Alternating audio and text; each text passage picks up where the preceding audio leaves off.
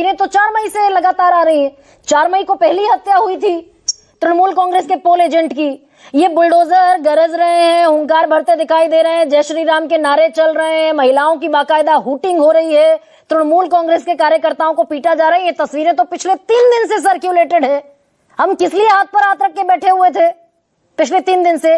4, 5, 6, आज 7 मई को बैठकर बात कर रहे हैं।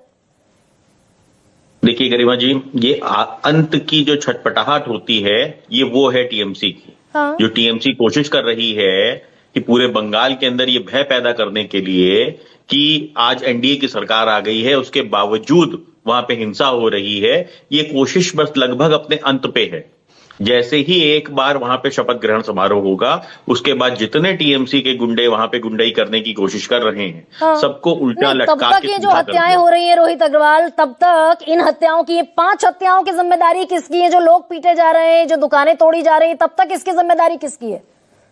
लोकतंत्र के अंदर किसी भी हत्या की जिम्मेदारी हर व्यक्ति की होती है और लोकतंत्र के अंदर इस तरीके की हत्याओं की कोई भी जगह नहीं। मतलब अगर वेस्ट बंगाल में हत्याएं हो रही है रोहित, तो जिम्मेदारी फिर आपकी भी और मेरी भी है, ये कह रहे हैं? बिल्कुल है, बिल्कुल है। पूरे समाज की जिम्मेदारी है कि हमने इस तरीके के लोगों को चुना जिन्होंने हर चुनाव के अंदर हिंसा करवाई और उसके बावजूद आज वो स्थिति ये आ गई है कि वो कह रही है हम इस्तीफा नहीं देंगे। अरे टीएमसी का अध्यक्ष पद थोड़ी ना है कि जिससे आप इस्तीफा नहीं देंगे। रोहित एक बार स्क्रीन देखिए ना, रोहित एक बार स्क्रीन देखिए। ये तो चंद्रनाथ कर रथ की हत्या का वीडियो है और वो जो इसके पहले हम वीडियो दिखा रहे थे वो दिखाइए जरा एक बार स्क्रीन पर।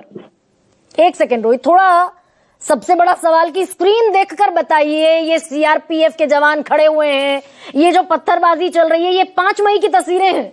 इसका जिम्मेदार कौन है? गरिमा जी, क्या आपको संभव लगता है कि इस तरीके की हिंसा हो रही होगी और इतने शालीन तरीके से एक तरफ सीआरपीएफ के जवान या कुछ लोग खड़े होंगे? क्या ये संभव है? क्या आपको लगता है कि ये वीडियो ऑथेंटिक हो सकता है? मैं तो सिर्फ एक सवाल पूछ रहा हूं कि हमारे फोर्सेस के ऊपर इतनी नफरत हो गई है कि अब हम इस तरीके के वीडियोस क्रिएट करके और जनता को गुमराह करने की कोशिश करेंगे। क्या कर रही है ममता बनर्जी? असल में तो टीएमसी के कार्यकर्ताओं को भड़काने की कोशिश कर रही है ना कि मैं हारी नहीं हूं, हराया गया लेकर नहीं, spreading the lies and for the fake news. इस देश में कानून एग्जिस्ट करता है, तब हमारा इलेक्शन कमीशन ऑफ इंडिया और ये जितना स्टेट मशीनरी में इलेक्शन कमीशन ऑफ इंडिया ने ऑफिशियल्स को लाकर बैठाया। क्या कर रहे हैं ये लोग? ये सागरिका घोष को अंदर कीजिए, कल्याण बनर्जी को अंदर कीजिए, अभिषेक बनर्जी को अंदर कीजिए। गरिमा जी, सबका हिसाब होगा और सब पे कार्रवाई होगी, कोई अछूता बचेगा नहीं। जो भी हिंसा के अंदर इन्वॉल्व होगा उसके ऊपर कार्रवाई होगी। अब वो पश्चिम बंगाल वो वाला बंगाल नहीं होगा जहां पे सीबीआई के ऊपर एफआईआर हो जाती थी, जहां पे ईडी की रेड के अंदर मुख्यमंत्री खुद घुस जाता था और कागज उठा के ले जाता था। अच्छा, शुवेंदु अधिकारी पर भी रोहित शुवेंदु अधिकारी पर भी कुछ कार्रवाई होती दिखेगी क्या? देखिए गरिमा जी, एक बात पूरी तरीके से साफ हो चुकी है कि अखिलेश यादव सुनिए ना, आपको थोड़ा सा आसानी होगी जवाब देने में। शुवेंदु अधिकारी कह रहे सारे हिंदुओं के घरों पर झंडे लगा दो, सबको सेपरेट कर दो, सबको सुरक्षित कर दो, सारे हिंदुओं के घरों को सुरक्षित कर दो और ये जितने मुसलमान हैं, जितने जिहादी हैं, इन सबको अलग कर दो। देखिए गरिमा जी, चुनाव खत्म हो चुका है। इन पर भी ना, ये कल का परसों का बयान है, चुनावी जीत के बाद का बयान है शुवेंदु अधिकारी का। मैं गरिमा जी आपको बता दूं कि चुनाव खत्म हो चुका है और चुनावी पंचलाइंस और एक्चुअल पंचलाइंस में बहुत फर्क होता है। ये आप भी बहुत बेहतर तरीके से जानती हैं, आप वरिष्ठ पत्रकार हैं। देखिए, चुनाव अब खत्म हो चुका है और अगर कोई भी व्यक्ति वहां पे अभिभावक बनता है, भाई शुवेंदु अधिकारी वहां पे मंत्री बने या मुख्यमंत्री बने या डिप्टी सीएम बने या कुछ भी बने, मैं ये नहीं कहता कि क्या बनेंगे वो, परंतु उनके लिए जनता होगी वहां पे, उनके लिए किसी धर्म को देख के कार्रवाई नहीं कर सकते, वो किसी भी जाति को देख के कार्रवाई नहीं कर सकते। वहां पे हर व्यक्ति भारतीय होगा और शुवेंदु अधिकारी के लिए भी वो व्यक्ति भारतीय होगा। तो इसलिए इस तरीके से जो जीत का सर्टिफिकेट ना रोहित अग्रवाल, अब यही तो गड़बड़ है दरअसल। थोड़ा सा प्रैक्टिकलिटी के और सच्चाई के धरातल पर मैं सवाल पूछती हूं आपसे। आप कह रहे हैं 9 मई को शपथ होगी, तब कुछ नहीं होगा। शुवेंदु अधिकारी जिस दिन जीतकर बाहर निकले, जीत का सर्टिफिकेट दिखाया, उस दिन वो हुंकार भरते दिखाई दिए कि मैं सिर्फ हिंदुओं के लिए काम करूंगा। ये आग लगाने की, जहर भरने की, वैमनस्यता फैलाने की, सद्भाव बिगाड़ने की कोशिश है कि नहीं है?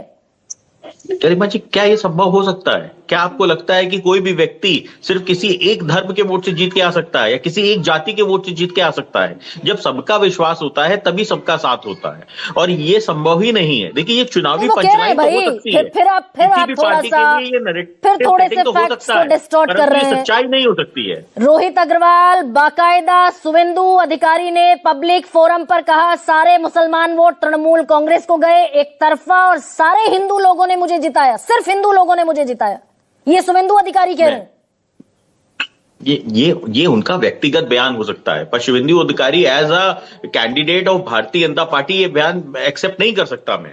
दूसरी बात ये है, जो आदमी आउटगोइंग लीडर ऑफ ऑपोजिशन है उसका व्यक्तिगत बयान हो सकता है। अखिलेश यादव क्या करने गए थे? आउटगोइंग लीडर ऑफ ऑपोजिशन का व्यक्तिगत बयान हो सकता है जिसने संविधान की ओथ ली है।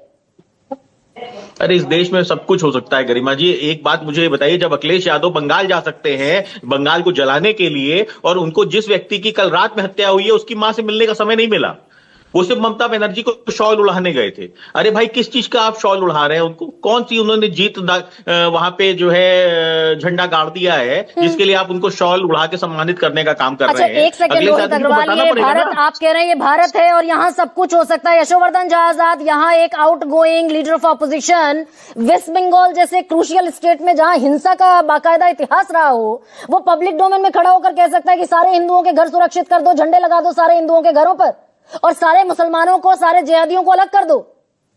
ये आग लगाने की कोशिश के तौर पर देखा जाना चाहिए कि नहीं देखा जाना चाहिए? किसकी जिम्मेदारी है अगर इस पर हिंसा भड़क जाए तो? नहीं, सिर्फ देखा नहीं जाना चाहिए बल्कि इसके खिलाफ कार्रवाई करनी चाहिए। और जितने भी हेट स्पीचेस वहां पे हुए हैं, चाहे टीएमसी के द्वारा हुए हैं, चाहे शुवेंदु जी के द्वारा हुए हैं, उस पर तत्काल कार्रवाई, उनकी गिरफ्तारी होनी चाहिए, नंबर 1। नंबर 2, इसी बात का मैं आपको हिंट कर रहा था कि जब शुवेंदु अधिकारी के ऐसे बयान हुए, इलेक्शन के समय भी उसके बाद भी हुई, तभी इसका आकलन वहां की इंटेलिजेंस एजेंसी को करना चाहिए था कि इनके खिलाफ जो है जरूर ये गुस्सा भड़केगा। इनके 2-3 असिस्टेंट्स पहले भी मारे गए हैं और इसलिए इनको और इनके जो पीएस है रथ को, उनको जरूर सुरक्षा देनी चाहिए। और सर, उसके पहले क्या ये होना चाहिए था कि इलेक्शन कमीशन ऑफ इंडिया इस पर संज्ञान लेता? इलेक्शन कमीशन ऑफ इंडिया कभी संज्ञान नहीं लेगा इनके रूलिंग पार्टी के लोगों पे, और इलेक्शन कमीशन अधिकतर ऐसा ही दिखा गया है कि वो रूलिंग पार्टी के साथ रहता है। इसके बारे में हमें कोई भी किसी तरह का भ्रम नहीं होना चाहिए। तो सर, इसका मतलब तो ये हुआ कि हम जानबूझकर हिंसा का ग्राउंड, हिंसा की जमीन बाकायदा तैयार करते हैं अपने राजनीतिक फायदे के लिए। हेट स्पीचेस के बारे में कभी इलेक्शन कमीशन ये संज्ञान नहीं लेगा। इलेक्शन कमीशन सिर्फ वही बातें करेगा जो कि उनके टारगेट में है, और वही उन्होंने किया। और ये अभी से नहीं, पुराने समय से भी आ रहा है। पुराने समय में भी ऐसे इलेक्शन कमिश्नर्स रहे हैं जो कि बिल्कुल सत्ता के चाटुकार थे। और बस छोटे छोटे सर 2-1 सवाल और बता दीजिए। ये 4 मई से लेकर जो हम लगातार देख रहे हैं, भाई रथ की हत्या हुई, इन्वेस्टिगेट हो, अगर अभिषेक बैनर्जी इसके लिए दोषी है उन्हें तुरंत सलाखों के पीछे पहुंचाइए। पर ये 3 दिन से लगातार जो बवाल हम वेस्ट बंगाल में देख रहे हैं और सब हाथ पर हाथ धरे बैठे हुए हैं, इलेक्शन कमीशन ऑफ इंडिया, क्योंकि मॉडल कोड ऑफ कंडक्ट लागू है, वो मशीनरी जिसे इसीलिए डिप्लॉय किया था। सबसे पहले तो ये बिल्कुल आधारहीन है कि ऐसा लांछन लगाना कि अभिषेक बैनर्जी ने कराया है या किसी पर्टिकुलर आदमी ने कराया, ये बहुत ही गलत है। ये एक टारगेटेड किलिंग है। मैं इस बात को मान रहा हूं, ये व्यक्तिगत दुश्मनी से हुई है या एक प्रोफेशनल हिट है। इसके बारे में गैर जिम्मेवाराना जवाब देना राजनीतिज्ञों द्वारा सर्वथा गलत है। चाहे और ये नेता ही दरअसल ये हेजेमनी पैदा करते हैं क्या अपने राजनीतिक फायदे के लिए? खुद बख्तर बंद गाड़ियों में बैठेंगे, मारा जाएगा कार्यकर्ता, मारा जाएगा कोई पर्सनल असिस्टेंट। सोमनाथ भारती